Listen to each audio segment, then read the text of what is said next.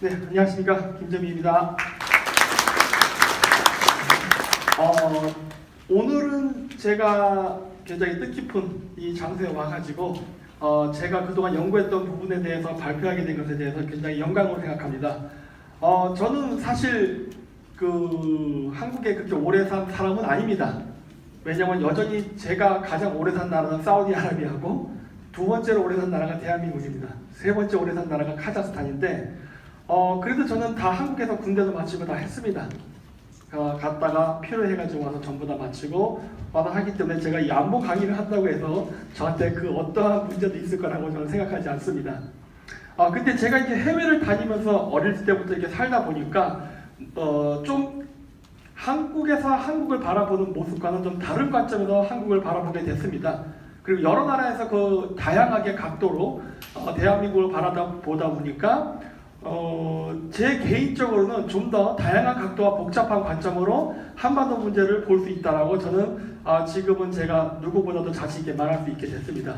그래서 오늘 제가 여러분들에게 발표할 내용은 격동의 동북아시아와 한반도의 선택이라는 부분으로 했습니다. 우리나라 역사가 원래 지정학적 위치랑 늘 외침에 시달렸고 많은 어려움이 있었지 않습니까? 근데 이게 사실 거꾸로 보면은요, 그만큼 우리가 굉장히 중요한 지역에 있기 때문입니다. 그래서 남들은 그걸 다 알고서 뺏어 먹으려고 침략을 하는데 정작 그것을 가진 우리 한국인들은 자신들이 무엇을 가지고 있는지도 모르고 그 장점을 살리지 못했던 게 현재까지 우리들에게 있었던 많은 문제점이라고 생각합니다. 따라서 앞으로 우리가 21세기에 어떻게 해야만 우리가 가진 그 장점을 가지고 보다 더 강한 나라, 큰 나라가 될 수 있는지에 대한 부분에 대해서 한번 제가 말씀을 드려보도록 하겠습니다. 냉전 이후에 분쟁 지역을 보면요, 굉장히 냉전이 확전된 것을 알 수 있습니다. 우리가 91년도에 소련이 붕괴되면서 세상은 평화가 온 줄 알았다고 사람들은 착각을 했습니다. 하지만 그렇지 않습니다. 다 아시다시피 오히려 냉전이 끝난 다음에 국제 분쟁은 더 증가했습니다.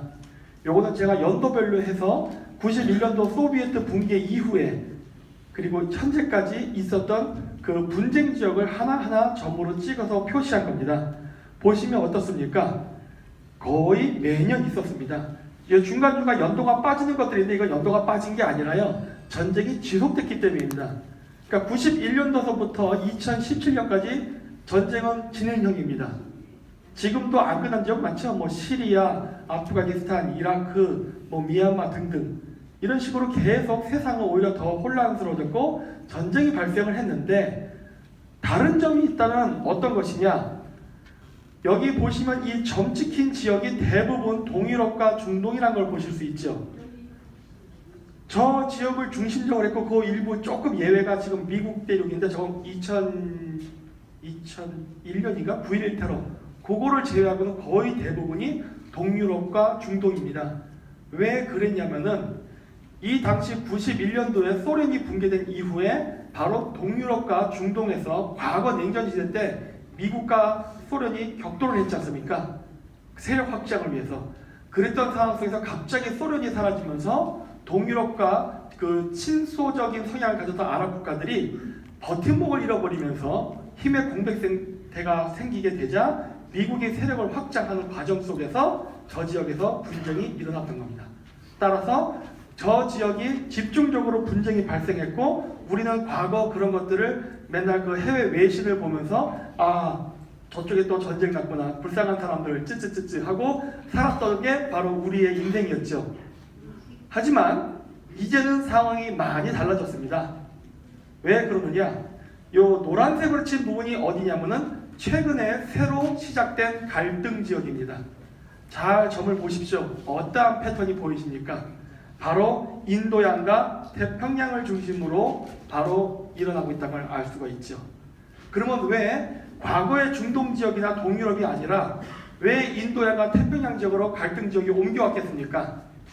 이거는 과거 소비에트가 붕괴가 되고 소련의 공백을 미국이 세력을 확장하면서 메꾸는 과정 속에서 있었던 그 패권 경쟁이 이제는 어느 정도 정리가 됐기 때문이고 이제부터는 중국의 팽창에 맞서서 미국하고 중국이 패권 경쟁을 하기 때문에 중국이 확장하고자 하는 지역, 즉 인도양과 태평양 지역에서 분쟁이 시작됐기 때문에 그런 겁니다.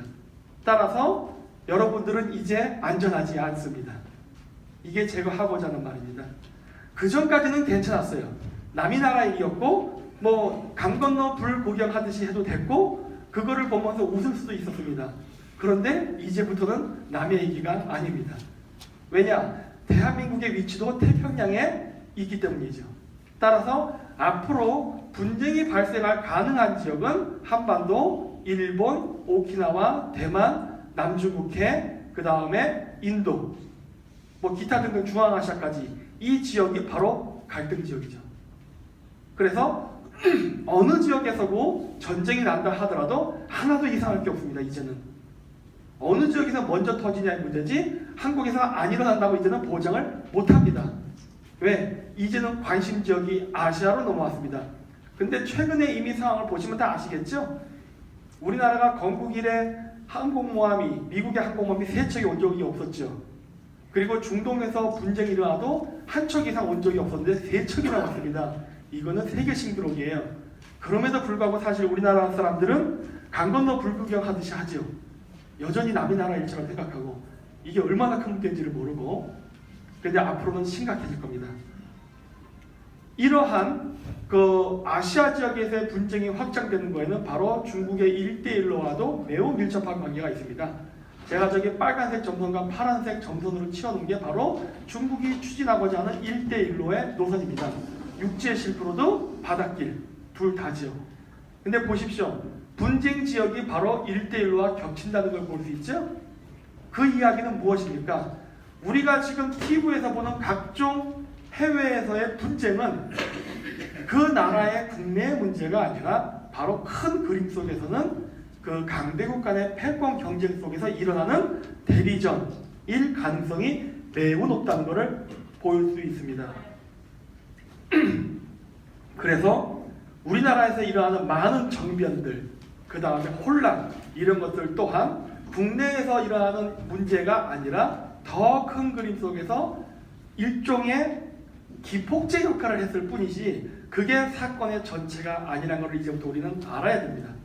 그래서 중국이 이제 굴기를 한다고 하는데 그거는 뭐 짧게 저기서 얘기하니까 불가능합니다. 그거만 일단 얘기할게요. 그래서 이제 뭐 이제 중국이 이제 제2의 부흥 중화민족의 시대를 열자고 하는데 사실 이건 우리 민족에게서 별로 이루어진 게 하나도 없습니다. 왜 그러느냐? 우리가 과거에 미국이 성장할 때 아메리칸 드림이라는 게 있었습니다. 아메리칸 드림이라는 건 뭐냐면 이민을 받던 미국이라는 국가가 그 어떤 외국인이라 하더라도 미국 땅에 들어와서 본인의 능력으로 열심히 일해서 성공하면은 어떠한 인종이라도 성공을 할 수 있다는 전제였죠. 그렇죠? 다 아시죠? 중국인들이 말하는 차이니스 드림은 무엇일까요? 그거는 중화민족의 부흥이에요. 여러분들은 중화민족입니까? 아니죠? 그 여러분들은 부흥을 하겠습니까? 쇠퇴하겠습니까? 이미 답이 나와 있죠. 주변 민족을 위하고자 하는 것이 아니라 본인을 위해서 하고자 하는 거예요. 본인이 부흥할수록 주변 민족은 어떻게 될까요? 쇠퇴하겠죠. 과거 미국이 했던 아메리칸 드림이라는 단어를 본따서 중국이 하고 있지만 실질적으로 중국은 주변 국가에 대해서는 별로 그다지 배려심이 없습니다. 이건 우리가 다 알고 있죠. 사실 우리나라가 그동안 사드 문제로 해내가지고 중국에서 롯데백화점을 부순다던가 무역법을 한다던가 많은 일들이 있었습니다.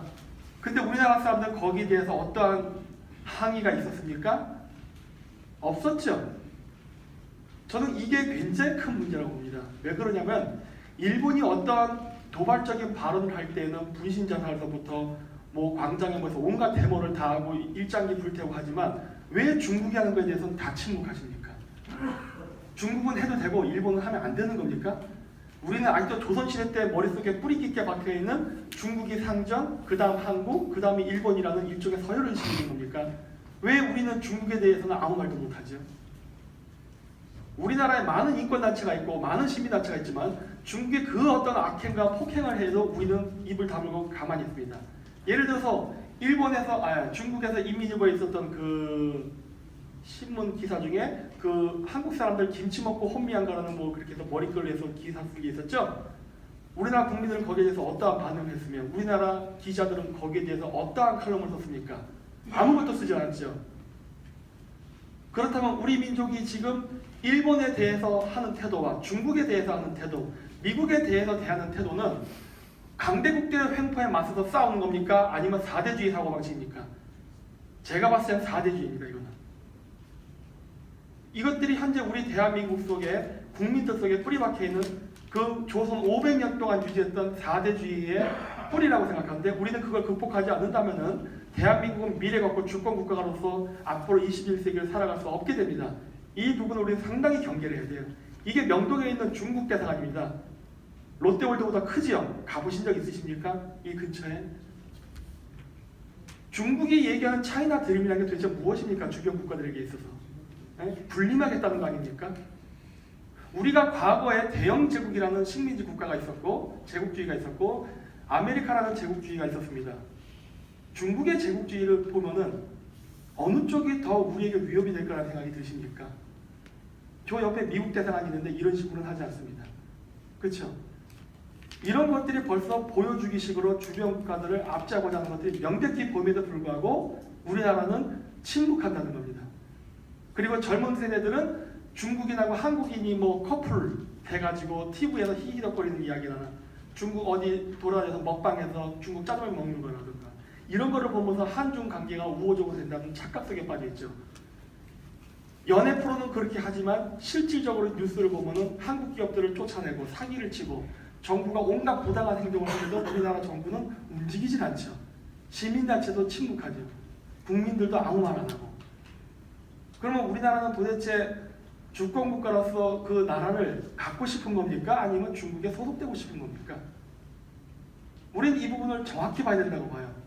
여태까지 우리나라가 민주화를 하면서 많은 사람들이 그 제국주의에 항거한다고 했는데 그 항거의식은 지금 어디로 사라지니까 지금. 자, 중국인들은 이미 역사도 가져가려고 합니다. 다 아실 겁니다. 동북공정이라는 것에 대해서. 그렇죠? 동북공정이 뭡니까? 우리 고대 사중에 고구려를 중국사로 가져가겠다는 겁니다. 부당하지 않습니까? 근데 왜 침묵합니까? 왜 학계는 가만히 있으며 왜 기자들과 왜 정치인들은 여기에 대해서 아무 말도 안 하죠? 일본이 독도를 가져가는 것에 대해서 그렇게 난리를 치는데 왜 우리 역사를 가져가고 우리 조상을 뺏어가려는 행동에 대해서는 아무 말도 안 합니까? 이제는 백제사까지 가져가려고 그러죠. 그럼 우리나라 역사는 어디까지입니까? 경상도만 남는 겁니까? 신라? 네? 왜 근데 가만히 있죠? 그러니까 우리나라 사람들이 이야기하는 민주주의라는 건 무엇입니까? 진짜 민주주의를 하고 싶은 겁니까? 아니면 중국의 사회주의 국가에 대한민국을 통째로 넘기겠다는 겁니까? 중국이 역사 공작을 하는 이유가 무엇입니까? 역사적 정당성을 이야기한 다음에 상대방 국가가 침묵을 지키면 바로 그것이 묵시적 동의라는 생각하에 그 영토를 점령하고자 합니다. 지금 이 짓을 하고 있는데 왜 우리나라는 가만히 있죠? 난 이게 도대체 이해가 안 간다는 겁니다. 동북공정을 통해서 중국이 원하는 것은 바로 북한이 남북 통일이 되지 않고 중국이 먹겠다는 생각이에요. 그리고 백제사를 중국 땅으로 하겠다는 것은 전라도 지역에 이 영유권을 우리나라가 갖지 못하고 바로 중국 애들이 가져가겠다는 거예요. 그럼 분노해야 되는 거 아닙니까? 근데 왜 다 침묵을 지킬까요? 그리고 중국 사람들은 중국 정부만 그러는 게 아니죠. 일반 중국인들이 생각하는 사고방식도 똑같습니다. 한국을 마치 벌줘야 될 나라, 감히 천자에게 반항하는 그 무슨 야만족의 국가 이런 식의 사고방식이 있단 말이에요. 일반 국민들조차도.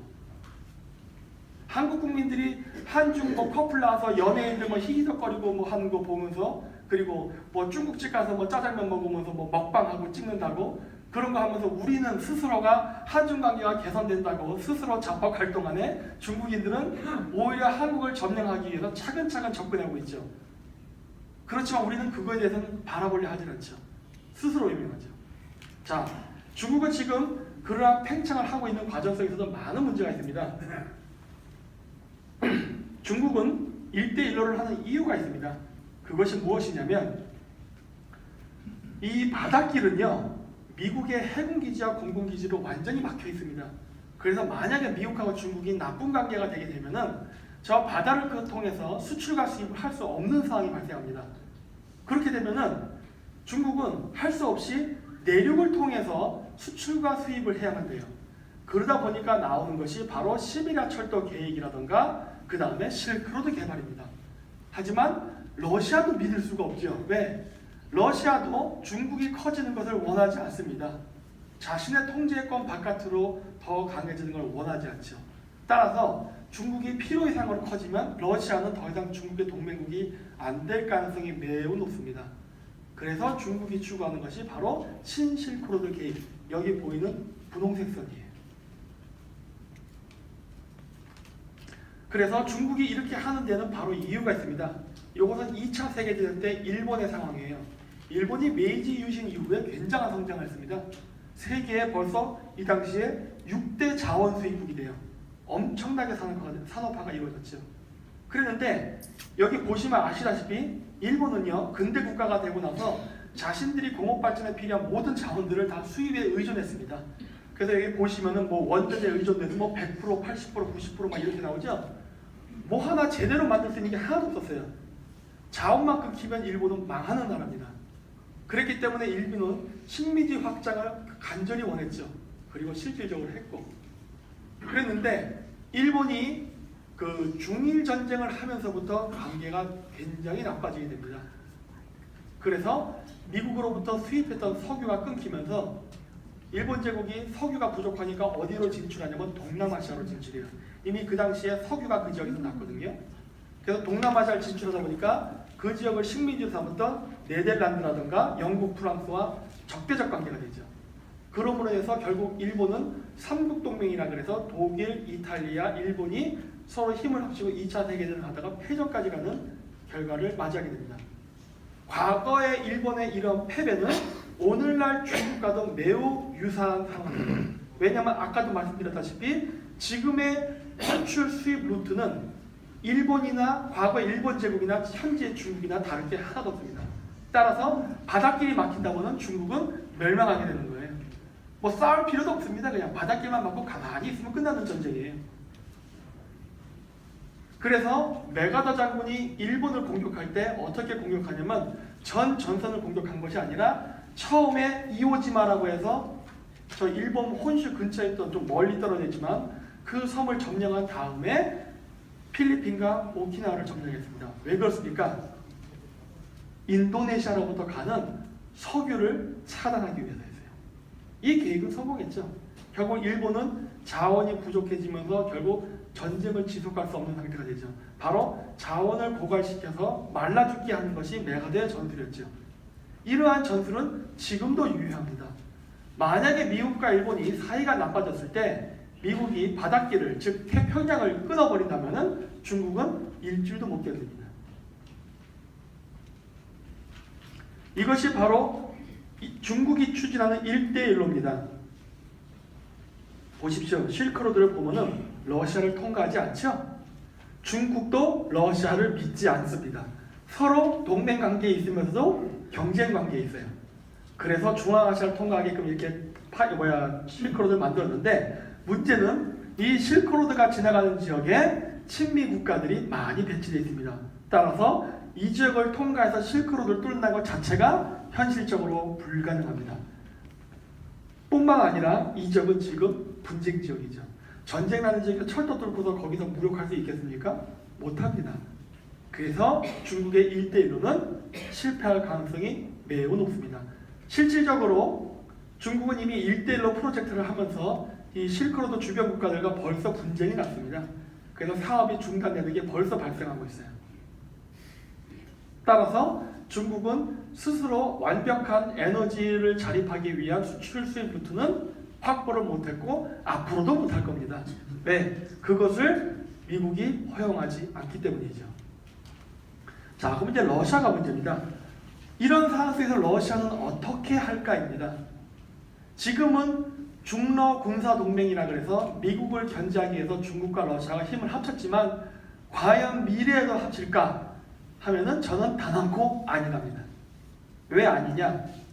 러시아가 경제 개발을 하기 위해서는 미국하고 손을 잡던 아니면 중국하고 손을 잡아야 됩니다. 둘 다 잡을 수는 없어요. 왜? 중국하고 러시아가 사이가 안 좋기 때문에. 그게 현재 대한민국의 상황이기도 하죠. 대한민국 아니면 중국 아니면 미국하고 손을 잡아야 되는 상황이죠.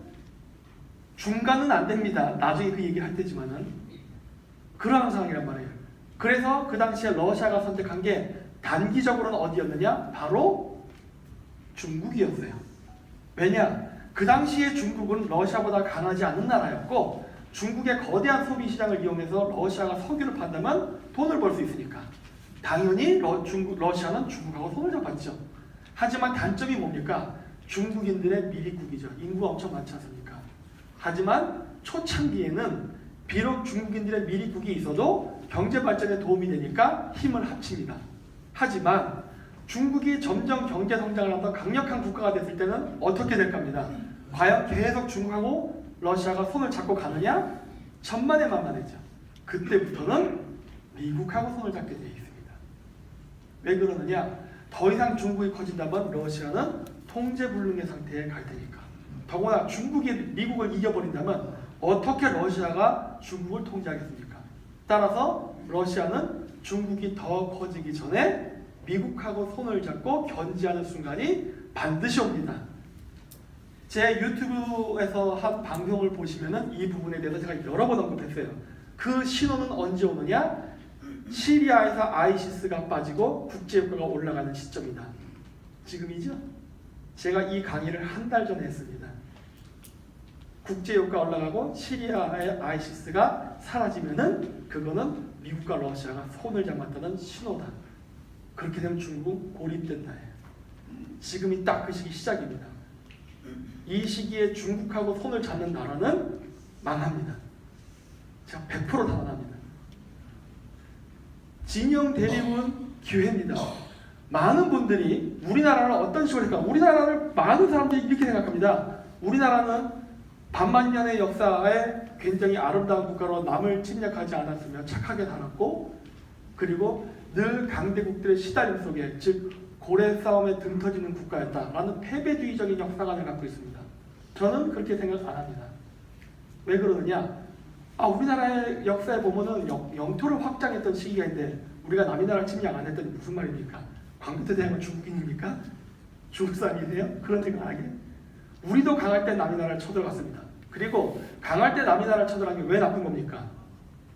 세계사에서 여러분들이 존경하시는 혹은 세계 그 많은 사람들이 존경하는 인물들 얘기하면 나폴레옹, 징기스칸, 뭐 알렉산더 대왕 등등이 나오죠. 이 사람들은 다른 관점에서 보면 침략자입니다. 그거 왜 존경합니까? 네? 왜 남의 나라 외국인의 침략자에 대해서는 존경을 하면서 왜 우리나라에서 남의 나라를 점령했던 영웅에 대해서는 침략자라는 부정적인 시각을 갖죠? 그리고 왜 스스로 숨기려 합니까? 남의 나라 안 침략하는 게 잘하는 겁니까? 세계 역사를 보고 말하십시오. 도덕적 관념을 가지지 마십시오. 왜 그러느냐? 이 세상은 도덕의 관점으로 움직이는 것이 아니라 양육강식과 힘의 논리로 움직이는 게 국제질서입니다. 그렇죠? 그 힘의 논리 질서 속에서 도덕적 관념과 질서가 있는 겁니다. 기본적으로 힘을 바탕으로 합니다. 근데 그거를 무시하고 도덕적 관념만 얘기한다? 그거는 약자의 변명이 됩니다. 우리가 앞으로 가져야 될 역사관과 사고방식이라는 것은 우리는 남을 침략하지 않은 착한 아이라는 컴플렉스가 아니라 우리도 강하면 남을 침략할 수 있다는 사고방식입니다. 그걸 좋게 얘기하면 진취적 기상이라고 얘기하는 겁니다. 왜? 정치라는 것은 원래 귀에 붙이면 귀걸이, 코에 붙이면 코걸입니다. 중국이 하는 일방적인 경북공정이나 일본이 하는 임나 일본부에 대해서는 비판을 하면서 왜 우리는 확장적인 역사관을 가지면 안 되는 겁니까? 그렇죠. 그래서 진영 대립은 기회가 되지 결코 고래 싸움에 등 터지는 것이 아닙니다. 발상의 전환이 그 민족의 미래를 결정합니다. 고래 싸움에 등 터진다 생각하면 늘 피해의식을 갖고 사는 것이고 어부질이라 생각한다면 우리는 찬스를 얻고 발전을 하는 거예요. 굉장히 사고방식이 중요합니다. 자, 여기 색을 칠한 부분이 바로 우리가 이야기하는 세계에서 강력한 국가, 물론 미국이 가장 강력합니다만 미국, 중국, 러시아 이런 국가들이 있고 그 진영이 부딪히는 경계선에 있는 국가입니다. 쉽게 얘기해서 고래 싸움에 새우 등 터지는 위치에 있는 나라들이에요. 그럼 과연 저기 있는 나라들이 그 고래 싸움에 새우가 등 터졌느냐? 아닙니다. 왜 그런 줄 아십니까? 양 진영이 부딪히는 경계선에 있어야만 그 국가는 발전의 기회를 얻을 수 있습니다. 물론 침략의 위험도 같이 있는 겁니다. 선택은 아까 얘기했듯이 그 국민들의 마음가짐이 있어요. 여기 보이는 그 경계선이 아닌 지역을 보시면은 남미라든가 아프리카, 기타 등등의 국가들이 있습니다. 이 지역에 잘 사는 나라가 있습니까? 남미라든가 아프리카에? 없지요. 왜 없겠습니까? 양 진영이 부딪히지 않기 때문입니다. 양 진영이 부딪히는 경계에 있는 국가들은 그 진영에서 자신 편을 만들기 위해서 온갖 매수 행위를 합니다. 나쁘게 얘기해서 매수 행위, 좋게 얘기하면 뭡니까? 투자예요. 그렇게 해서 자기 편을 만들고자 합니다. 우리나라가 과거 그 1970년대 경제 발전했던 원인은 어디에 있는 겁니까? 바로 경계 국가이기 때문에 그런 거예요. 냉전 시대 때 자유진영과 공산진영의 경계의 국가 있었죠? 그리고 우린 체제 경쟁을 했죠. 북한과 한국이. 소련은 북한을, 미국은 한국을 밀었죠. 체제 경쟁 속에서 막대한 지원을 받았으니까 우리가 성장한 거예요. 아닙니까? 우리가 열심히 일을 안 한 건 아닙니다만 그러한 막대한 외부의 지원이 없었다면 어떤 수로 우리가 성장할 수 있었겠습니까? 여러분들 동남아시아나 아프리카에 그쪽에 일하는 사람들은 열심히 일할 줄 몰라서 일 안 하는 줄 아십니까? 돈이 없어 못하는 겁니다. 돈이 없어서. 첫 출발할 때 돈이 필요한 거 아닙니까? 근데 돈이 어디 있습니까? 그리고 돈을 주지도 않아요. 왜? 이해관계가 없으니까. 근데 우리는 어땠습니까? 바로 경계선 국가이기 때문에 만리장성과 같은 바리케이트를 칠 필요가 있었어요. 자신 진영을 보호하기 위해서. 그 덕택에 우리는 막대한 자금을 받은 것이고 그 자금을 이용해서 오늘날 경제성장을 이룬 거예요.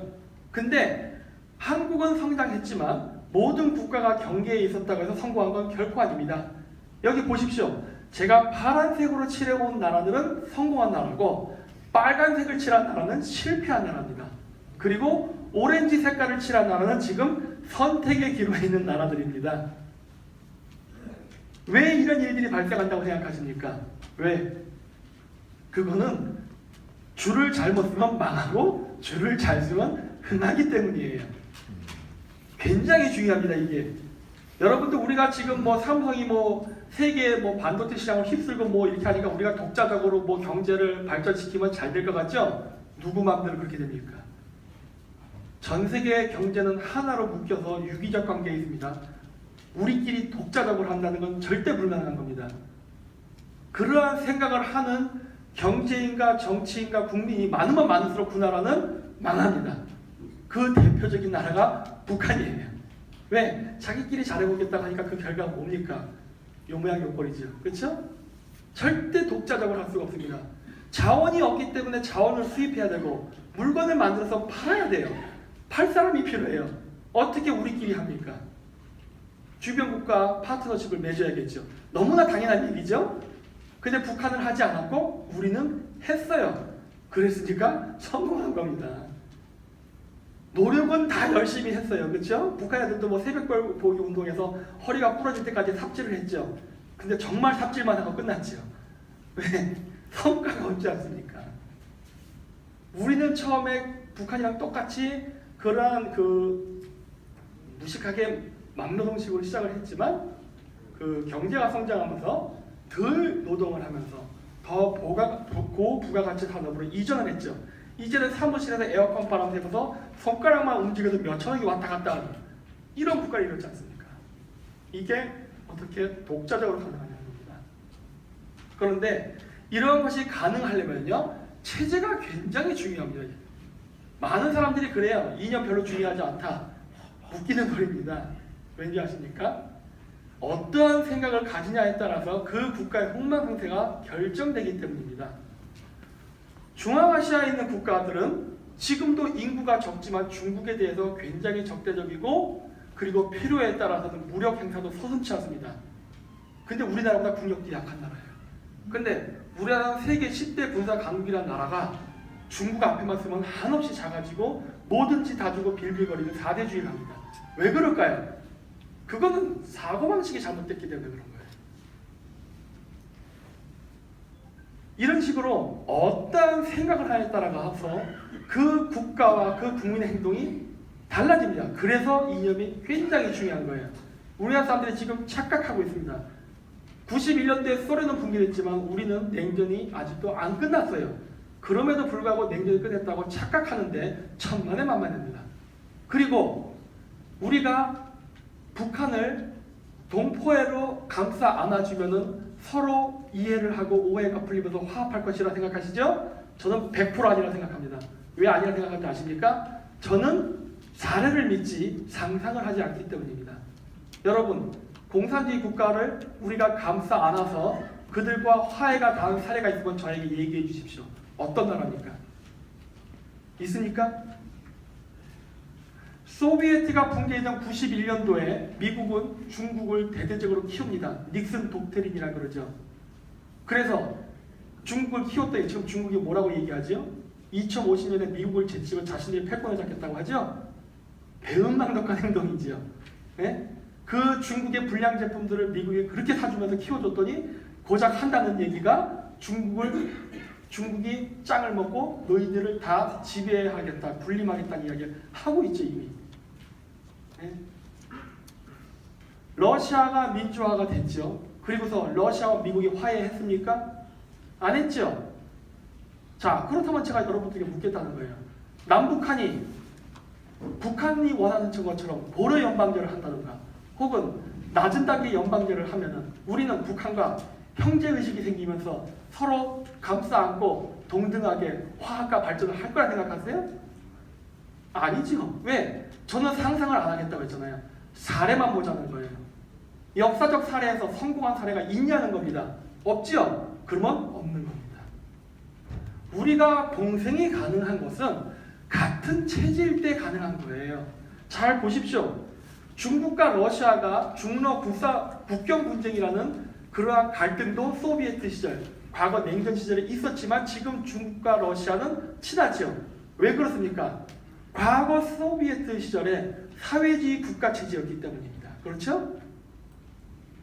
한국이 미국이라든가 주변 국가들과 냉전 시대 이후에도 좋은 관계를 유지하는 이유는 자유민주주의 국가 체계였기 때문인 거예요. 즉, 같은 체계 속에서는 다양화가 이루어질 수 있지만 다른 체계 속에서는 다양화가 이루어지지 않고 갈등이 다시 재발한다는 거예요. 이게 핵심입니다. 제 말이 맞죠? 현실적인 사례를 보자는 거예요. 현실적인 사례. 북한이 저 체제를 유지한 상태에서 우리가 과연 화합과 형제가 되느냐? 안 된답니다. 왜? 사례가 없다예요. 결국 한쪽 체제로 통합이 돼야만 그 속에서 남과 북이 한 동포애가 되는 것이지 두 체제적으로는 안 된다는 겁니다. 아, 그러면 이건 서양의 사례니까 우린 동양인이라서 다를 수 있다라는 사고방식을 할 수 있죠. 마치 마오이스트나 주체사상가들처럼 북한에. 정말 그럴까요? 그건 제가 또 역사적 사례를 드리겠습니다. 중국이 얘기했던 이체제, 1국가 2체제, 중국과 홍통, 중국과 대만 관계 어떻습니까? 조화롭습니까? 화기애애한가요? 살벌하죠? 왜 그렇습니까? 안 된다는 거예요. 그렇죠? 결론이 다 나와 있는데도 아직도 그런 망상을 한다는 게 저는 굉장히 놀라울 뿐입니다. 어쩜 이렇게 우리나라는 바깥 세상의 사례를 보지 않고 한반도 안에서 우리끼리만 복닥복닥하면서 우물안의 개구리와 같은 결론을 내리냐는 겁니다. 왜 바깥 세상의 사례를 안 보려고 그러죠? 분명히 바깥에서 일어났는데 이건 역사적 사실이고 현실인데 왜 이걸 안 볼까 하는 거예요. 난 이러한 거를 보면서 막 TV에서 사람들 토론하는 거 보면 한심하다는 생각이 들어요. 아니 저 나이 먹도록 왜 아직까지 이걸 못 볼까요? 나이는 나보다 많은 것 같은데 왜 현실을 바라보려 하지 않을까 합니다. 굉장히 중요합니다. 우리가 자칫 잘못하다 배신당할 수 있어요. 북한한테. 왠지 아십니까? 중국이 미국이 키워줬더니 칼끝을 냈죠. 우리가 북한 체제를 그대로 유지한 상태에서 개성공단을 개발해갖고 북한이 스스로 반도체, 자동차, 컴퓨터 다 만들게 해주고 돈 벌면 그 돈으로 뭘 할까요? 무기 사서 한국에서 총것을 겨루겠죠. 제 말이 틀릴 거라 생각하세요? 이미 중국이 했는데 북한은 안 할 거라 생각하십니까? 낭만적인 생각을 버리라는 겁니다. 절대 그렇지 않습니다. 왜? 국가와 국가의 관계이기 때문에 그런 거예요. 체제가 다른 두 국가는 결코 하나로 화합할 수가 없다가 현재까지의 역사적 결론입니다. 저는 예외에다가 확률이 적은 예외에다 거느니 차라리 확률이 높은 가장 일반적인 쪽을 선택하겠습니다. 왜? 국가 통치 지도자는 도박을 하면 안 됩니다. 그렇죠? 국민의 안전을 보호해야 되니까. 그렇다면 도박을 하면 안 되죠. 가장 안전한 쪽을 선택하면서 번영을 노린 쪽으로 가는 게 지도자로서 해야 될 의무죠. 왜? 우리가 뽑았으니까. 근데 만약에 그걸 어기고 도박을 하려 된다면 어떤 일이 벌어질까요? 매우 위험한 겁니다. 자, 이 프레이저 보고서라는 게 있죠. 여기서도 얘기하지 않습니까? 남한에서 적화 활동이 일어나고 있어서 반정부 심리가 일어나니까 이것을 막기 위해서 박정희가 과거에는 뭐 공산주의자 맞죠? 여러분이 저도 박정희 대통령을 존경합니다만 과거 남로동에 있었지 않습니까? 하지만 미국에서 그걸 의심했다가 박정희 대통령의 강력한 반공 정책을 보고 전향했다라고 판단을 하죠. 그러면서 막대한 경제 지원을 줍니다. 그래서 미국이 자신의 위신 그리고 미국의 자유민주주의 체제가 소련보다 우월하다는 걸 보여주기 위해서 전폭적인 지원을 합니다. 이건 역사적 사실이죠.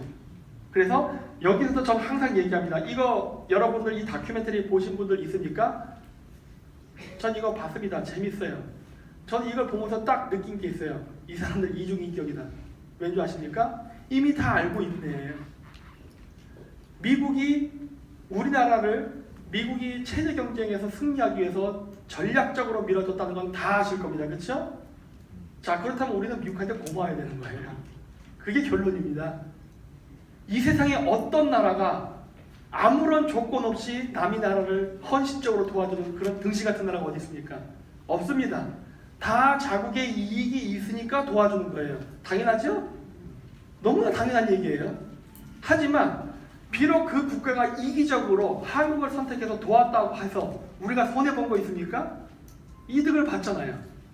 저도 아까 중동에 갔다 왔다고 하지만은 우리나라 그 경제 성장의 견인은 바로 월남찬전과 사우디아라비아 건설붐이었어요. 그거 누가 시켜줬습니까? 미국이 길을 열어줬잖아요. 물론 여기 그 월남찬전 용사분들 계시지만은 우리가 그때 전쟁에 나가서 피를 흘렸기 때문에 그 대가로서 중동 건설에 한국이 참여할 수 있게 길을 열어준 거예요. 그 당시에 우리나라 사람들이 영어를 할 줄 알았습니까? 국제무역이 뭔지 알았겠습니까? 솔직히 깜빡했어. 일자무식이었지. 그거 왜 열어줬어요? 피를 흘렸으니까. 그렇죠? 미국이 베트남전에서 승리하기 위한 자국의 이익을 위한 정책이었지만 거기에 우리가 참전함으로써 우리는 바로 경제적 이득을 보장받은 거예요. 이게 나쁜 겁니까? 왜? 베트남을 침략했으니까 사죄해야 되는 건가요? 예? 그런 생각을 하면 안 된다는 겁니다. 왠지 아십니까? 일본 절대 사과 안 하죠? 우리도 지금 베트남에 대해 사과 안 하죠? 위안부 문제? 그럼 우리는 이 베트남 사람들 위안부 문제 한 거 사과했습니까? 똑같단 말이에요. 역지사지. 국제사회는요, 우리가 약해서 당하면 당한 놈만 억울한 겁니다. 늘 세계 역사가 그래왔죠. 물론 상대방이 사죄를 해주면 참 고마워요. 하지만 대부분의 경우는 사죄를 하지 않고 스스로를 정당화시킨다는 게 역사적 교훈입니다. 그럼 우리는 무엇을 해야 되죠? 강력하게 힘을 키워야 되는 것이죠. 억울하면 힘을 키워서 복수를 하던가. 그게 정답이고 옳은 길입니다. 언제까지 패배의식과 피해의식 속에서 살려고 하는 겁니까? 그러한 생각이 우리가 확장하고 강력하게 되는 길을 막게 되는 것이죠. 결국 우리는 이때 경제 성장을 합니다. 이때 당시에 이 프레이저 보고서를 보면 박정희 대통령은 굉장히 미국에서 욕해요. 나쁜 멍청한 놈이라고. 여러분들은 박정희 대통령 어떻게 생각하십니까? 저는 굉장히 멍청하다고 생각합니다. 그러면 여기 있는 분들이 굉장히 저를 적대적으로 보실 수 있습니다. 제가 왜 멍청하다고 생각하지 않습니까? 그때 당시에 경제 지원을 받아서 우리가 해야 될 것은 김대중 대통령이 말했던 것처럼 통조림 산업을 했어야 되는 거예요. 그리고 이런 거 만드는 걸 했어야 되는 겁니다. 그러면 당장의 수입이 생겼겠죠. 그렇죠? 근데 박정희 대통령이 했던 건 바로 중화학공업이었어요. 돈이 하나도 안 됩니다. 중화학공업하면 뭡니까? 석유정제산 같은 거예요. 예를 들어서 제가 여기서 석유화학공업을 발전시켜서 염산을 만들었어요. 여러분 제 염산 사실 겁니까? 제가 황산화 나트륨을 만들었어요. 여러분 사실 거예요? 안 사시죠? 그런 거 왜 만듭니까 도대체? 미국 애들이 그렇게 생각했던 거예요. 이거 왜 바보 같은 짓이야? 내가 돈 줄 때 시키는 대로 해가지고 밥 먹고 살지 너 왜 엉뚱한 짓 해 한 거예요. 근데 그때 왜 그랬던 겁니까? 자주국방이에요. 우리는 6.25를 겪었죠. 6.25를 겪었고 그 당시에 우리나라는 북한보다 군사력이 약했습니다. 그랬기 때문에 모든 것은 국가는 자국의 이익을 위해 싸우는 이기적인 전쟁입니다. 그렇죠? 따라서 언제 미국이 우리에게 지원을 끊을지도 모르고 언제 미국이 우리의 적이 될지도 모르죠. 모든 건 모르는 거예요. 국제사회가 늘 변할 수 있으니까. 그렇다면 우리가 해야 될 건 뭡니까? 지금 돈을 받을 수 있을 때 빨리 자립해야 된다 해요. 그래서 한 게 중앙부동이에요. 그래서 그것이 성공을 하지요. 왜 성공했을 것 같습니까? 미국은 불만을 가졌지만 원조를 끊을 수가 없었습니다. 왜 그렇습니까? 체제 경쟁이에요. 미국이 한반도를 포기한 순간 적화됩니다. 그래서 박진성이 아무리 엉뚱한데 돈을 써도 그 돈을 중단할 수가 없었어요. 왜? 그거 중단했다가 한국 경제가 무너지기라도 한다면 어떤 일이 발생하겠냐? 물론 미국이 우리나라에 기술을 주지는 않았습니다. 그래서 그때 당시에 어떠한 정책을 펼치냐면 미국으로부터 돈을 받아서 우리가 쌀을 사 먹는다든가 하는 원조 그쪽으로 돈을 쓰고 일본을 꼬시죠. 만주사관학교 출신 아닙니까? 일본 인맥 많죠. 그래서 일본을 유창하게 일본에 가서 구사하면서 일본의 수상들을 녹여버리죠. 그 일본이 그 당시에 그 경제 성장을 엄청나게 해서 달러가 넘쳐 흘러가지고 주체할 수 없을 당시에 그 달러를 우리가 다 갖고 와버리죠. 왜? 일본의 달러가 넘치면은 엔화가 평가절상되니까 달러의 가치는 떨어지고 따라서 일본은 수출을 좋게 하기 위해서 달러를 반출시켜서 엔화의 가치를 떨어뜨릴 필요가 있었죠. 그랬는데 마침 박정희가 우리 동문이래. 야, 그거 도와야지. 아주 절묘하게 그걸 이용한 거예요. 그래서 미쯔비시나 그 다음에 구미전자공단, 창원기계공단이 그때 그 돈으로 다 만들어집니다. 일본 자본으로. 설마 우리가 일본을 따라올 줄은 상상도 못했겠죠. 이게 가능했던 거예요. 즉 우리나라는 굉장히 운이 좋았습니다. 과거 미국을 위협할 정도로 성장했던 멕시코나 아르헨티나는 다 망했어요. 지금 완전히 거지가 돼버렸죠. 우리는 어떻습니까? 지금도 잘 먹고 잘 살아요. 그럼 왜 아르헨티나, 필리핀은 실패했고 왜 우리는 성공했을까요? 그 이유는 멕시코에 미국의 이해관계가 걸린 국경을 접한 어떤 반대 세력이 있습니까? 아니면 아르헨티나에 있습니까? 없지요. 그런 나라가 성장하면 미국의 위협이 되지 결코 동맹국이 될 수 없지요. 지원하다가 지원을 끊어버린 거예요. 야, 이거 우리보다 더 커져 위험해진다. 야, 도와주지 말자 이렇게. 근데 한국은 어때요? 소련과 중국을 국경을 맞댄 나라예요. 포기할 수가 없었던 거예요. 명분도 자주국방이에요. 즉 군사력 강화란 말이에요. 그럼 포기할 수가 없지. 그래서 우리가 이승만 대통령 때는 미국한테만 돈을 받았지만은 박정희 대통령 때는 미국과 일본 양쪽에서 돈을 2배로 받아버리다 보니까 현상 유지 플러스 경제 발전하면서 종잣돈이 생긴 거예요. 이거 우리 평가 안 하면 안 됩니다. 현실적인 거기 때문에 그런 거예요. 이거 우리가 굉장히 간과하고 있어요. 국가 발전시키는데 저가 이동 치면 하면 안 됩니까? 이 세상에 적이 어디 있고 아군이 어디 있습니까? 우린 꼭 경계를 걸려가죠. 그런 거 없습니다. 그거를 잘 요리를 해야 그 국가 발전이 되는 거거든요. 이걸 우리가 잘 했죠. 그랬으니까 중화학 발전이 안정적으로 성공된 거예요. 왜? 중화학 발전은 성공시켜가지고 뭐 팔아먹을 게 없어요. 기간 산업이기 때문에.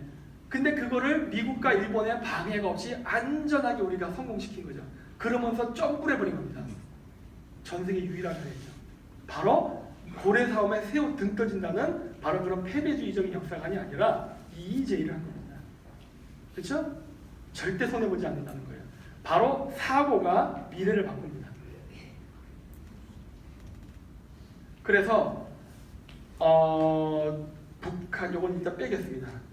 지금 주변에서 중국이 여러 일들을 하는데 이 북한을 보면 굉장히 교묘합니다. 이 앞에 신문기사부터 하면은 북한은요 꼭 중국이 뭐만 하면은 미사일 쏩니다.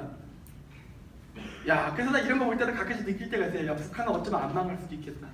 왜? 미국은 북한을 바라보고 지금 동북아시아에 오는 게 아닙니다. 항공모함 3척이 왔었죠? 북한 때려잡으려고 지금 초가 상관을 불태우려고 항공모함 3척이 오는 겁니까? 이미 항공모함 한 척만 와도 북한의 전 국토를 한 번, 10번이고 불바다를 내도 남을 정도의 전력인데 3척이 나오는데 이거 중국 견제하는 겁니다. 다 아실 겁니다. 근데 북한은요 정말 외교를 잘해요. 어쩌면 이렇게 중국이 어떤 국제적 행사를 하면 시진핑이 조명을 받을 만하면 핵실험이나 미사를 써서 시진핑이 얼굴에 먹칠을 해버립니다. 그래서 이런 걸 보면서 제가 느꼈던 게 어쩌면 북한은 안 망할 수도 있겠다요. 왜? 미국이 바라보는 대중국 견제 정책에 굉장히 유용한 도구가 될 수도 있다요. 근데 우리나라는 지금 어떤 거 하는 거예요? 우리는 반대로 가고 있죠. 굉장히 위험한 겁니다. 자, 진영 대립의 실패 사례를 먼저 보여드리겠습니다. 우크라이나는 친러파와 친미파로 나눠져 있습니다. 동쪽은 친러파, 서쪽은 친미파예요. 이들은 나눠져서 맨날 대립하고 싸웠어요. 좌진영, 우진영으로. 그 결과 우크라이나는 어떻게 됩니까? 소비에트가 붕괴되던 당시에 가장 잘 살았던 나라가 우크라이나예요. 소련 연방 중에. 그럼 가장 못 살았던 나라가 어디일 것 같습니까? 나중에 나오지만 카자흐스탄입니다. 가장 잘 살았던 나라가 우크라이나인데 바로 진영이 좌라 우로 나뉘어갖고 뭐 중도를 하네, 친러를 하네 이런 식으로 하다가 결국 어떻게 됩니까? 나라가 지금 러시아가 들어서 땅도 뺏기고 경제는 지금 저 국가들 중에 거의 꼴찌에 가까운 나라로 거지가 되어버렸습니다. 당시 우크라이나와 카자흐스탄은 똑같이 핵을 갖고 있었어요. 핵을 폐기하는 것을 전제 조건으로 해서 미국과 유럽이 막대한 경제자금을 지원해줬습니다. 그 경제자금을 지원받아서 우크라이나는 맨날 좌우로 갈라져서 정치 싸움하다가 폭삭망해버렸어요. 그 잘 살던 나라가. 러시아한테 땅을 빼앗기죠. 그랬는데 문제는 가장 못 살았던 카자흐스탄은 지금 가장 잘 사는 나라가 됐다는 겁니다. 이게 2017년에 있었던 카자흐스탄 아스타나 엑스포예요. 이제 국제 행사까지 옵니다, 이 나라가. 와, 이게 난리가 난 거죠. 이거 아스타나 도시 모습이에요. 멋있죠? 잘 살아요. 굉장히 잘 살아요. 이 나라 대통령, 나디라바크 대통령이 다니는데 벌써 한 30년인가를 지금 통치하고 있는 독재자입니다. 나쁜 놈입니까? 그렇지 않다고 봐요. 왜? 국민은 일단 밥을 먹고 잘 살아야 돼요. 지금 주변 국가들이 다 그 카자흐스탄을 경제 발전의 모델로 삼으려고 엄청 노력합니다. 가난한 국가가 부자가 되는 건 무진장 어려워요. 그렇죠? 굉장히 어려운 일입니다. 성공 사례가 별로 없어요. 별로 없는데 가끔씩 그런 것들이 나타납니다. 왜? 그럴까 노력을 했습니까? 이렇게 멋있죠? GDP가 14,000불입니다. 지금 보십시오. 카자흐스탄이 지금 여기 3등이에요. 지금은 러시아보다 잘 살아요. 우크라이나 보십시오. 꼴찌죠? 저렇게 망했다는 거예요. 어떻게 20년 만에 이렇게 바뀌었냐는 거예요. 놀랍죠? 근데 여긴 이유가 있습니다. 나디라바크 대통령이 박정희 본다어요. 경제개발 모델을. 그래서 이 나라가 중국, 러시아, 미국이 강대국들이 자국에서 이해관계 때문에 치열하게 부딪히는 바로 고래 싸움에 새우 등 터지는 그런 상황을 이의제의로 바꿔버린 거예요. 그래서 중국으로부터, 미국으로부터, 러시아로부터 엄청난 경제자금을 받습니다. 그러면서 지금의 나라를 만든 거예요. 러시아는 자국을 발전시켜야 될 돈들을 전부 카자흐스탄에 꼬라박아 버린 거예요. 왜? 러시아로부터 멀어질까 봐. 그래서 그걸 이거 쪽쪽 빨아먹은 거죠. 그래서 우리나라는 똑같이 한 거예요. 지금은 박정희 모델을 따라가지 않습니다. 지금은 이관용의 모델을 따라가요. 왜? 이미 기간산업 발전을 다 끝냈기 때문에 지금은 금융산업 발전 쪽으로 가면서 3차 산업, 4차 산업을 바라보고. 하지만 지금도 우리나라에 많이 와서 배워갑니다. 예를 들어서 전자민원, 전자행정부 이런 거 있죠? 우리나라에서 배워갔어요. 지금도 배워갑니다. 고려인들을 계속 파견해갖고 한국에서 어떠한 제도를 만드나를 탐색을 해가지고 계속 배워가요. 물론 새마운동도 배워갔어요. 그래서 카자사에 성공하니까 이제는 너도 나도 다 그 카자사의 성공 모델을 배우려고 합니다. 이제 푸틴도 배우려고 하죠. 그러니까 이런 것들이 바로 우리가 성공을 못했다면은 여기도 못했던 거예요. 그러니까 그 경계선의 국가인을 중에서 앞으로 쭉 가면은 아까 얘기했던 이 경계선에 있던 국가들, 우리가 맨날 쥐어 터지고 맨날 뭐 나라가 뭐 강대국사 얘기해서 슬퍼 어쩌쨌든 이런 국가들이 아이러니하게도 우리를 본따서 성공한 나라가 너무 많다는 거예요. 신기하죠? 신기할 거 없습니다. 외교를 잘했기 때문이에요.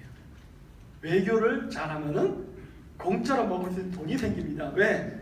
이거는 공짜로 먹는 돈이에요. 왜? 전략적으로 주는 겁니다. 자국의 이익을 위해서 타국을 키우는 거예요.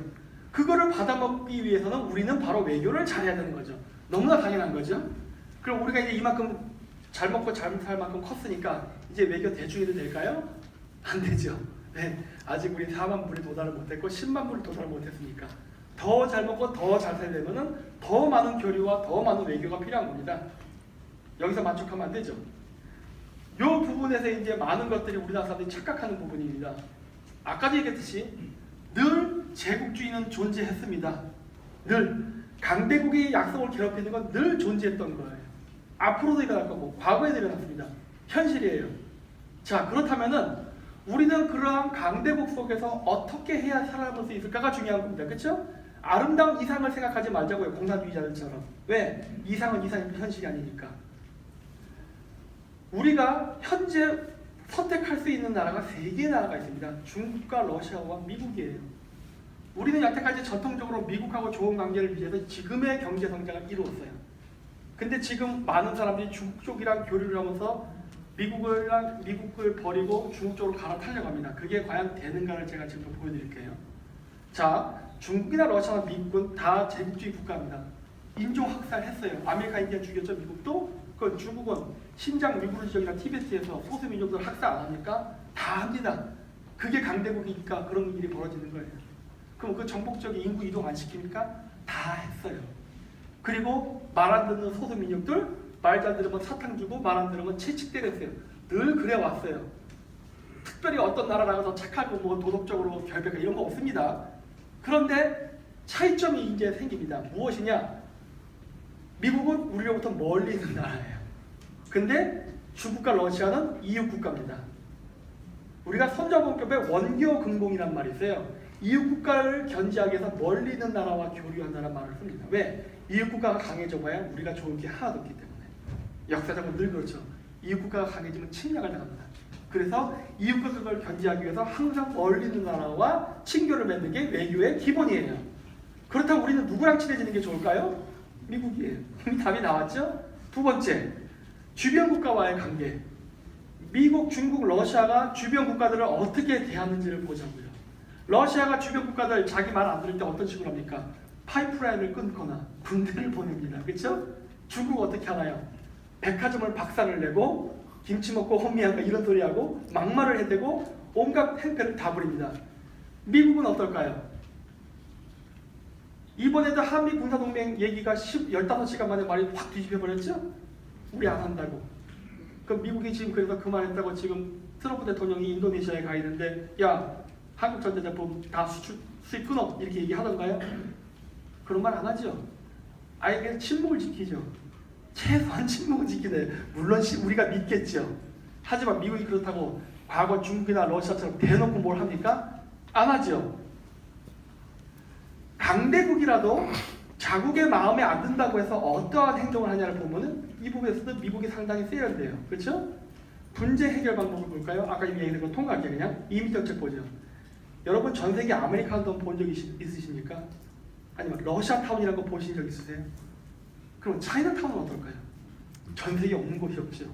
우리나라 인천 차이나타운, 평택 차이나타운, 그리고 이번에 평창 올림픽 한다고 하는데 여름서부터 올림픽도 안 하는데 동계올림픽에 관광객 끌어들이겠다고 중국인들 무비자를 다 끌어들였죠. 지금 우리나라에 지금 몇 명의 불법 중국인이 와 있는지 지금 숫자조차 파악이 안 되는 상황이죠. 걔들 오면 어디로 갑니까? 차이나타운 가죠. 차이나타운에서 걔들 뭐 할까요? 이런 거 생각해 보신 적 있으십니까? 여러분 혹시 배낭여행 같은 거 해보셨어요? 해외여행? 해외여행 할 때 여러분들이 가장 싸게 숙박을 하고 밥을 먹고 싶으면 차이나타운을 가면 됩니다. 전 세계 어디를 가도 중국 음식은 싸요. 왜 쌀 것 같습니까? 왜 중국 음식이 쌀까요? 그거는 인건비가 고려되지 않기 때문입니다. 중국 애들이 중국 땅에서 중국 인민들을 수탈해서 말로는 사회주의 평등화되지만 계층 있는 거 다 아시죠? 그 졸부들이 그 돈을 가지고 엄청난 돈으로 땅을 사서 차이나타운을 만들고 건물을 만든다. 호화 레스토랑을 만들고 거기서 부려먹는 노동자 종업원들은 누구를 씁니까? 현지인 씁니까? 중국인 쓰죠. 누굴 쓰나요? 미리국한 불법 중국인들을 쓰죠. 왜? 그래야 임금을 안 주니까. 그래서 중국 음식은 전 세계 어디를 가도 항상 쌉니다. 인건비가 없어요. 그런 사람들은 밥 세끼만 주면 돼요. 집도 안 줘도 돼. 그냥 가게 어디 찌그러져서 잠자도 돼요. 밥 세끼만 주면 감지덕지니까. 이런 식으로 음식을 만들어내니 당연히 싸죠. 그리고 차이나타운에서 만들어낸 옷이나 가방이나 이런 것들도 역시 싸죠. 왜 쌀까요? 이런 식으로 하니까. 그래서 차이나타운이 생기는 순간 주변 상권이 다 무너집니다. 왜? 가격 경쟁이 안 되기 때문에. 근데 왜 중국인들을 받아들이죠? 우리나라는 지금? 이게 제정신입니까? 차이나타운이 생기면 한국인들이 빠져나가고 중국판이 되죠. 중국인판이 되면 어떻게 됩니까? 바로 미국자들이 왕창 몰려서 거기 삽니다. 왜? 아무도 감시하는 사람이 없습니다. 그럼 한국 경찰도 안 들어가고 치유의 법권적이 됩니다. 그러니까 중국 땅이 되는 거예요. 근데 지금 뭐 하려고 그러죠? 분권화 하겠다 그러죠? 지방 분권화. 거기다 외국인 정당 설립법 만들어주죠? 뭐 하겠다는 거예요? 차이나타운을 독립국가화 시키겠다는 겁니까? 제 말이 틀렸나요 지금? 그러면 아까 중국이 백제를 중국사라고 한다고 했죠? 지금 중국인들이 어디로 몰려오고 있습니까? 중국의 연안 지역인 충청도와 전라도로 몰려오고 있죠. 거기 다 농경지대라서 젊은 사람들 다 서울로 빠졌죠. 할아버지 할머니들밖에 안 계시죠. 그 땅에 중국인들이 왕창 들어서 차이나타운 되고 지금 불법 중국인들이 개떼같이 들어가서 물건을 만드는데 그걸 왜 촉진시키는 법안을 만들죠? 우리는 지금 친중 사대로 돌아가겠다는 겁니까? 아니 여태까지 자주를 하겠다고 한 거 아니었어요? 여태까지 미국하고 싸웠던 운동은 반제국주의 아니었나요? 근데 지금 제도적으로 지금 우리 중국 밑에 4대주의라고 제국주의 국가의 소속국이 되겠다는 겁니까? 이거를 왜 하냐는 겁니까? 제정신입니까 진짜? 진짜 김치 먹고 혼미해진 겁니까 진짜? 이런 짓을 왜 하냐는 겁니다 도대체 우리는. 이러한 행동을 하게 되면 주변 국가들이 우리를 어떻게 바라볼까요? 미국이 우리를 어떻게 바라볼 것이며 일본이 어떻게 우리를 바라볼 것이며 주변 국가들이 우리를 어떻게 볼 것이냐. 그럼 일본은 그렇게 생각하겠죠. 야 이거 한국 스스로 속국되겠다는 거 보니까 우리가 먹어도 되겠네 이런 생각 안 하겠어요? 자 산업구조를 보십시오. 미국의 산업구조는요 금융과 군수산업입니다. 러시아는 자원 수출, 중국은 수출 주도형 물건 만드는 국가예요. 그렇죠? 과거에 미국과 일본은 싸웠습니다. 무역 전쟁을 했어요. 왜? 과거 70년대 미국엔 제조업이 있었기 때문에. 그래서 플라자 합의라 그래서 엔화를 확 올려가지고 일본 제품이 수출되는 것을 막았었죠. 근데 지금 아베노미스라고 해서 아베가 엔화를 값싸게 해서 일본 제품을 파는데도 미국이 아무런 터치를 안 합니다. 왜 그렇습니까? 미국의 산업 구조가 변했어요. 금융과 군수산업으로. 그렇기 때문에 일본의 제조업이 흥해도 미국하고 부딪히지가 않는 관계가 된 겁니다. 그래서 일본의 아베노믹스가 유지가 되면서 미일 군사동맹 관계가 유지가 되는 것은 바로 산업구조 변화예요. 그렇죠? 한국이 미국하고 산업구조가 부딪힐까요? 안 부딪힐까요? 안 부딪히면 공생관계가 가능합니다. 그렇죠? 그 러시아는 어떨까요? 자원 수출 국가예요. 자원을 수출하는 나라니까 우리가 러시아부터 자원을 수입해서 물건 만들어서 팔아먹으면 돼요. 이것도 나쁜 건 아니에요. 하지만 러시아와 미국이 관계가 안 좋기 때문에 우리가 러시아의 자원을 지나치게 수입하게 된다면 우리가 만든 물건이 미국에 수출이 안 될 수가 있죠. 적당히 해야겠죠. 그렇죠? 제가 이 얘기 왜 합니까? 시베리아로부터 북한 횡단 가스파이프를 만들면 되겠습니까? 정치를 모르고 경제를 할 때는 큰일 납니다. 그런 식으로 하는 거 아니에요. 자, 중국을 볼까요? 중국은 제조업입니다. 우리랑 다 부딪혀요. 그렇죠? 우리가 생산하는 걸 중국이 생산하고 우리의 기술을 따라오면서 우리를 위협합니다. 자, 그렇다면 우리는 피할 수 없다면, 우리는 어쩔 수 없이, 우리가 제국주의 국가가 되지 않는다면 우리는 우리보다 강한 제국주의 국가와 이웃을 해서 살아야만 되는 게 현실입니다. 차선책을 보죠. 우리는 어떤 제국주의 국가가 살아야 되는 겁니까? 그러면 답이 나와 있죠. 근데 왜 우린 중국에 붙으려고 하죠? 진짜 김치를 먹고 혼미해진 겁니까? 정신 차려야 됩니다. 네? 미국하고 붙어서 결코 나쁠 게 없어요. 이거는 무슨 4대주의도 아니고 그런 게 아니에요. 미국은 우리에게 4대를 요구하지 않지 않습니까? 무슨 말입니까 도대체? 원칙대로 하죠. 그냥 국제법대로. 원래 하던 대로. 이게 그렇게 어렵다는 거예요. 왜 우리나라 사람들은 이런 아주 기본적인 이 원리를 이해를 못하는 겁니다. 한국하고 중국의 관계가 오래 갈 거라 생각하세요? 다 부딪히는데 돈벌이를 하는 돈주머니가 똑같은데 한국하고 중국이 같이 갈 수 있다 보냐는 거예요. 안 되잖아요. 근데 왜 그러려고 하죠? 지금? 더구나 차이나타운까지 지어주면서 이거는 우리가 국익을 생각하지 않기 때문에 그런 거예요. 우리나라 위정자들이. 자, 세계의 패권은요 무역 항로가 변하면서 변했습니다. 과거 아시아에서 우리가 잘 나갔던 이유는 우리 아시아인들이 실크로드가 무역 중심이었기 때문입니다. 그게 나중에 신대륙이 발견되면서 대서양 중심으로 바뀌었고, 그래서 미국 동부와 서부 유럽, 즉 네덜란드, 영국, 프랑스가 강대국이 된 거예요. 과거의 전통적인 강대국이었던 독일, 헝가리, 오스트리아 같은 국가는 약소국으로 전락하죠. 그랬는데 2차 세계대전 이후에는 미국이 유럽이 파괴돼서 피폐해진 틈을 이용해가지고 태평양을 개발시킵니다. 바로 영국이나 프랑스가 미국을 능가할 수 없도록 무역 항로를 바꿔버린 거예요. 그러면서 미국의 서부, 그리고 미국의 서부를 마주하고 있는 태평양 연안 국가, 즉 한국, 일본, 대만, 동남아시아 국가, 이후에 나중에 중국의 동부와 남부 해안, 이 지역이 집중적으로 개발된 거예요. 그러면서 우리나라도 성장한 거예요. 바로 이런 강대국 간의 패권 경쟁이나 큰 흐름 속에서 우리가 그 기회가 왔을 때 다행히도 우리나라의 지도자가 그 기회를 잡았기 때문에 성장한 거예요.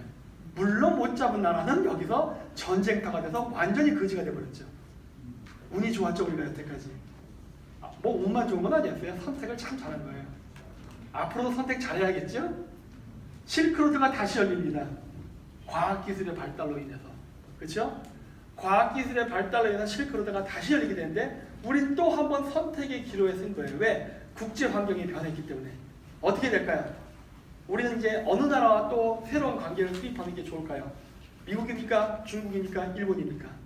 또 한 번 생각해야 될 때가 온 거예요. 그렇죠? 생각을 할 때 기준은 전략적으로 생각해야 되는 겁니다. 이념적으로 생각하면 안 되는 거예요. 조선시대의 예성 논쟁과 같은 말 같지도 않은 생각을 했다가는 병자혼란이 났던 것처럼 실리를 관점으로, 즉 국익을 관점으로 결정해야 되는 것이지 이념의 노예가 돼서 선택하면 안 됩니다. 자, 앞으로 미국과 중국이 최악의 경우에 물리적인 전쟁이 발생한다 하면은 그 지역은 바로 태평양과 인도양 연안입니다. 맞죠? 중국 애들이 미국까지 가서 전쟁 못합니다. 불가능해요. 왜? 디젤 연료를 쓰는 항공모함이 어떻게 미국까지 갑니까?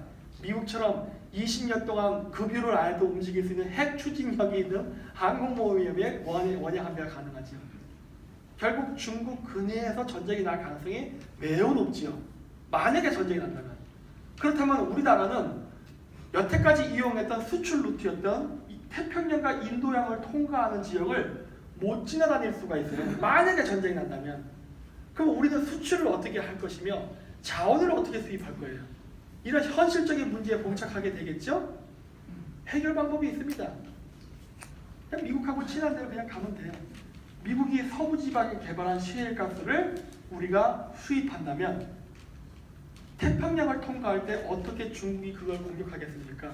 하와이에 제7함대 본부가 있고 일본 열도가 가로막고 있는데 저기를 지나서 태평양까지 와서 공격하고 돌아간다고요? 돌아가다가 석유가 떨어질 텐데 못하죠. 안전하죠. 그럼 우리나라가 필요한 에너지는 미국 땅을 통해서 수입하면 되겠고 돈을 벌어야 되잖아요. 에너지를 수입하려면 돈을 벌어야죠. 돈을 어디서 벌어야 되냐요? 우리 해외 공장 짓지 않습니까? 그 해외 공장들이 태평양을 지나지 않는 루트, 즉 싱가포르 말라카 해협을 통과하지 않는 인도 이 지역의 생산 기지를 만든다면 중국에 맞먹는 13억 시장이 인도에 있습니다. 그렇죠? 그리고 여기는 두바이에서 가까워요. 그러면 두바이에서 석유를 가져다 인도에다 집어넣어서 우리가 공장 돌리고 하면 되고, 그리고 바로 홍해를 통해서 지브롤터 해협, 그 다음에 수에즈 운하를 통과해서 유럽에다가 물건 팔아먹고, 동남아시아에 물건 팔아먹고, 인도에 팔아먹고, 또 미국 쪽에다가 멕시코에다 공장을 지어서 미국에 팔아먹고, 이러면 태평양 인도에서 뭔 전쟁이 나도 우리는 아무런 상관이 없이 그냥 돈 벌어서 먹고 살 수 있는 거 아닙니까? 그렇죠? 이 그림을 그리려면 우리는 누구와 전략적 관계를 맺어야 됩니까? 누가 우리랑 아군이 돼야 되는 거죠? 미국이죠. 인도죠. 답이 다 나오죠. 근데 왜 그러십니까? 자꾸 자꾸 엉뚱한 방향으로 가려고 하냐는 거예요. 우리 전략적으로 생각하자는 거예요. 그렇죠? 그럼 이미 다 답이 나와 있는데 왜 우리나라의 외교는 이거와 반대로 가고 있을까요? 지금 이거 끊기면 우리는 굉장히 위험해질 텐데, 우리나라 여태까지 이룬 이 부가 단숨에 사라질 수 있는데 우리가 혼자 한 것이 아니기 때문에, 그래서 우리는 중국이 원하는 실크로드라든가 러시아가 원하는 실크로드라든가 혹은 미국이 갖고 있는 실크로드, 뭐 이건 나쁘진 않아요. 동맹국인 이상은 절대 우리에게 해를 안 끼칠 테니까. 하지만 그래도 이 변화하는 국제정세 속에 우리의 국익에 도움이 되는 뭔가를 이루고 싶다면 우리는 우리에게 맞는 최적화된 새로운 실크로드가 필요한 거예요. 그게 이렇게 가야 되는 거겠죠. 중국이라든가 러시아를 일방적으로 통과하지 않는 제3의 길을 만들어야만 우리 같은 약소국도 그 실크로드에서 뭔가 손가락을 꽂고 권리가 생기는 거 아니겠습니까? 왜 중국 일방 혹은 러시아 일방의 길 속에서 우리가 AIB라는 그러한 중국이 만든 은행을 통해서 왜 남이 나라 경제 발전에 우리 돈을 쏟아붓는 바보 같은 짓을 해야 되는 거예요? 우리에게 국익이 되는 사업에 우리 돈을 쏟아부어야지. 그게 정상적인 외교 아니겠습니까? 네? 지금 중국이 하는 1대1로는 이렇게 돼 있어요. 한반도 연결 안 시킵니다. 왜? 남북 통일을 원하지 않기 때문에. 남북 통일되면 자유진영인 대한민국이 압록강을 북경을 하게 되면은 동북 삼성이 위태로워집니다. 지키기 어려워져요. 그래서 북한이랑 방패막이가 필요한 거예요. 그래서 중국에게 1대1로는 한반도를 절대 들어오지 않습니다. 그리고서 여기 보이다시피 인천과 평택에 차이나타운을 만들어 놓고서 백기를 통해서 교류를 하려고 그러고 저 항구를 중국인들이 지금 장악하려고 하고 있죠. 근데 우리나라는 그거를 내주고 있죠. 그거를 외국 투자 자본을 받았다고 박수를 치면서 좋아합니다. 그리고 저 지역 주민들은 그거를 좋다고 해요. 당장 입에 먹이가 들어오는데 그러면 된다 생각해요. 저게 낚시 미끼인 걸 모르고 이렇게 하려고 하는 거거든요. 이게 우리에게 도움이 되냐는 거예요. 도움이 안 되는데 왜 저걸 자꾸 하려고 그러죠? 또 이것도 한다 그러죠. 미쳤습니까? 여러분, 제가 중앙아시아에서 왔다고 했죠? 중앙아시아에서 강대국의 이익에 반하는 파이프라인을 만들다가 구테타나 정변이나 암살 당하는 건 저는 수도 없이 봤습니다. 오늘은 시간 관계상 제가 얘기를 안 하겠지만 우리나라에서 내란 일어난 거로 보고 싶습니까? 이게 가능할 거라 생각하는 거예요. 한 번이라도 해외의 사례를 보라는 겁니다. 상상하지 말고. 그러면 답이 다 나오는데 일본은 이렇게 하려고 했어요. 이렇게 가야죠. 그래야 도움이 된단 말이에요. 그래야. 러시아나 중국이 말하는 대로 따라가려 하지 말고 우리도 우리의 목소리를 내서 제안을 하라는 겁니다. 그리고 이렇게 갈 때에야 미국도 실크로드를 방해하지 않죠. 왜? 중앙아시아나 유라시아는 미국의 영토가 없기 때문에 방해하는 거예요. 그 실크로드가 중국이나 러시아를 일방적으로 통과하기 때문에 그 길이 열리면 중국이나 러시아가 강대국이 될 것 같으니까 미국이 방해하는 겁니다. 그럼 방해하지 말고 공생할 수 있는 방법은 뭐겠어요? 제3의 국가가 통과하면 되고 미국은 땅은 없지만 투자를 해서 지분을 가지면 될 거 아니에요. 그러면 분쟁을 줄일 수 있죠. 그리고 특정 국가가 자기 수에 안 맞다고 뒤틀려 그래도 나머지 국가가 못하게 막으면 되니까. 그러면 분쟁과 상관없이 계속 이 실크로드는 유통이 되겠죠. 그게 가장 바람직한 방법 아니니까. 근데 왜 우리는 우리의 목소리를 안 내고 그냥 주변 국가에서 이렇게 해라고 하면 가서 쫄래쫄래 쫓아가서 돈 갖다 퍼주고 저쪽에서 이렇게 하자고 저쪽 쫄래쫄래 가서 돈 퍼주는 호구짓을 하냐는 말입니다. 그렇게 해서 자원 외교가 되겠습니까? 그리고 우리의 100년의 먹거리 도대체 어디에 있는 겁니까? 제가 실크로드에 관심을 가는 이유는 딱 하나입니다. 과학기술이 발전을 해서 태평양 바다를 가는 것보다 철도를 가는 게 이제 속도가 더 빨라졌어요. 운송 속도가. 지금 당장 열리지 않는 것은 외교적 패권 분쟁 때문에 안 열리는 거지 기술이 없어서 하는 것도 아니고 돈이 없어서 하는 것도 아니에요. 따라서 언젠가 길은 열립니다. 근데 언젠가 그 길이 열렸을 때 그 길이 우리에게 도움이 되는 길이어야만 되는 거예요. 우리에게 도움이 안 되는 길이면 우리는 종속되어 버리기 때문에 그런 거예요. 그렇죠? 네. 그렇다면 우리가 갖고 있는 알토란 같은 돈을 우리를 위해서 써야죠. 이렇게 연결돼야 부산이 세계의 물류 허브 국가가 되거든요. 오늘은 시간 관계가 여기까지만 이야기하겠지만 그래야 우리가 앞으로 반도체 덜 만들고 자동차 덜 만들어도 먹고 살 수 있는 새로운 직종과 먹거리가 생깁니다. 이거를 우리가 왜 포기하려 하는지 난 도저히 이해가 안 됩니다. 네. 그래서 우리는 우리를 위한 정책과 연구를 해야 되고 주변 강대 국가도 어떠한 관계를 맺을 것이며 우선순위를 정해야 되는 겁니다. 그 순위에서 제가 단 한 번 얘기하는데 중국은 맨 꼴찌입니다. 중국을 1등으로 놀려는 어리석은 생각은 하지 않았으면 하는 게 제 바람입니다. 네, 마치도록 하겠습니다.